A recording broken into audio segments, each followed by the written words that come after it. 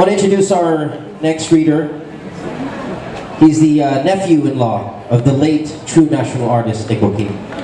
Married to Charo Joaquin, the niece closest to Nick Joaquin, especially in the last few days of his life. Now Charo and Bing Villegas helped produce Siglo, which is the only video documentary written about Nick Joaquin. And I'll set you up with his reading from Portrait of an Artist. If The Woman Who Had Two Navels is the foremost Philippine novel in English, A Portrait of the Artist as Filipino is arguably the foremost Philippine drama in English. Like Women Who Had Two Navels, Portrait is about the debasement of the country's rich Hispanic past by the Hollywoodization of Filipino culture. In the drama, the decline of the Filipinos' dignified Hispanic past is reflected in Paula and Candida, the most famous spinster sisters in Philippine literary history. Now, the two sisters take care of their ailing father in their Intramuros house and refuse to apprise him for their real situation, which is they are sliding irretrievably into bankruptcy and they may lose the roof over their heads. Now, the excerpt from the drama that you will hear tonight is from the closing soliloquy by Betoy Camacho, the poet-writer character in the play who provides the governing narrative to the drama.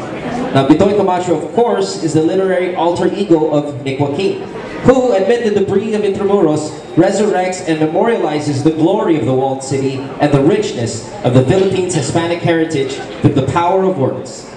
Now, Intramuros may lie in ruins, but it continues to live, endure, and thrive through the sheer force of poetry. Please welcome on stage, Bing Villegas.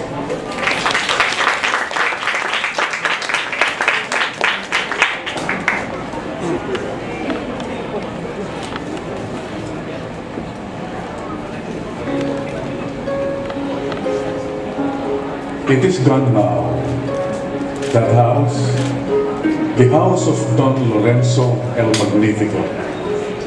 This piece of wall, this heap of stones, are all that's left of it. It finally took a global war to destroy this house, and the three people who fought for it. They are dead now.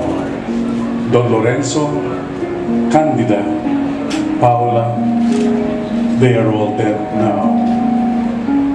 A horrible death by sword and fire. They died with their house, and they died with their city. And maybe it's just as well they did. They could never have survived the death of the old Manila. And yet, listen, it is not dead. It has not perished. Listen, Paula. Listen, Candida. Your city, my city, the city of our fathers, still lives. Something of it is left. Something of it survives and will survive as long as I live and remember. I who have known and loved and cherished these things.